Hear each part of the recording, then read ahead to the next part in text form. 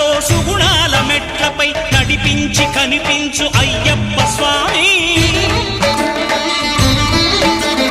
మకర సంక్రాంతి సజ్జోతివై అరుదెంచి మహిమలను చూపించు మణికంఠ స్వామి.